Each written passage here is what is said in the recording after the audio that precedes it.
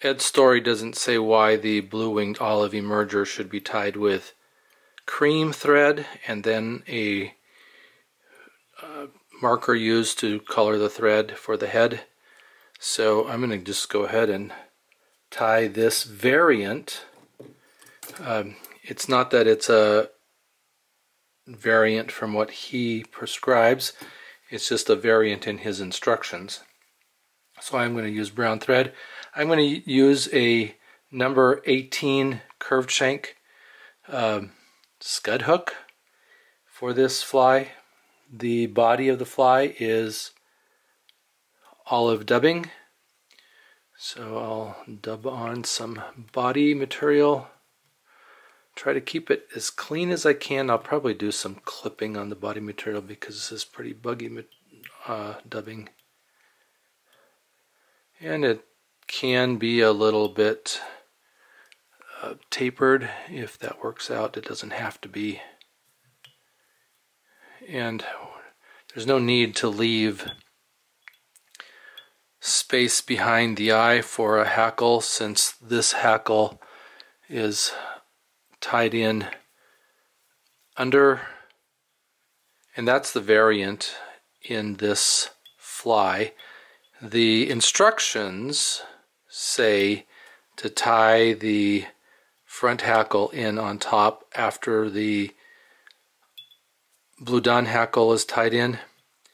The recipe, however, calls for the partridge front hackle to be tied in on the bottom of the hook, and so I will do that. See if I can clip out some of this unruly stuff.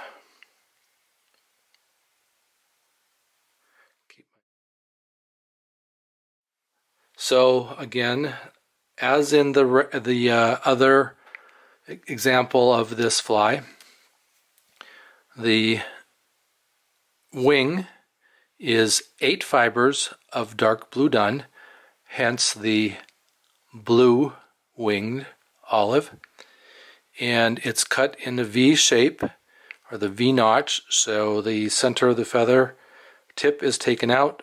4 fibers are counted on each side of the stem, and those are pulled forward. The rest of the stem is pulled back, and then those are tied in on top of the fly. And it's just a couple of loose wraps, and then those feather fibers are pulled through until they are just the length of the body and sitting on top of the body. And then a couple of hard wraps can go on just to hold it in place, and I find that it works best to keep them on top of the shank by starting with them a little bit on the front side. That way when you wrap, the thread kind of pulls them up on top of the hook shank. And then clip out that feather. Now here's the variant part of this fly. Again, it is using a V-notched brown partridge feather. So that's what I have here. In the instructions on how to tie the fly, he says to tie that on top. And then I'm going to invert my hook. Then I'm taking this V-notched partridge, again, cut out the tip, count 4 fibers on each side of the stem, pull back everything else on the feather, and then I'm laying those on top of the shank now, but it's obviously the bottom since the shank is inverted, with the feathers on each side, and I'm going to pinch those and hold them in place, and then I'm going to do 2 loose wraps around that feather, and then I'm going to pull them through until they're just the length of the hook back to the bend of the hook.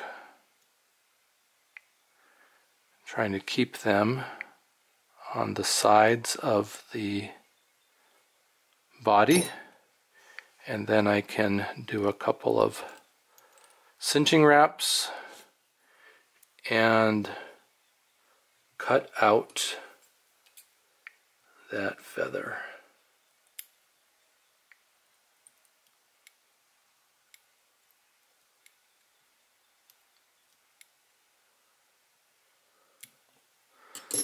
Alright, and since I already have brown thread on my bobbin, I'm just going to wrap the head, and I can just leave it upside down like that. I've got a little bit of garbage in there. I don't know if I can clip that out or not.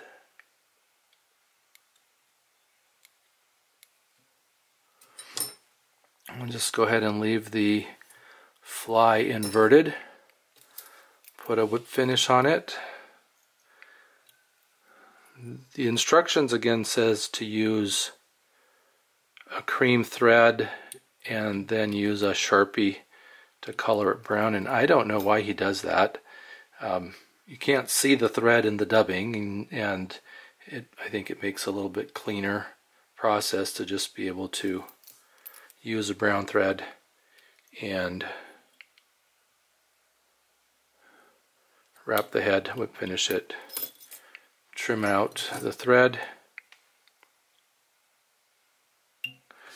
and then head cement it. And for the head cement, I use a diluted goop, and I just take a needle, dip the needle in the cement and get a drop, and then put that drop on.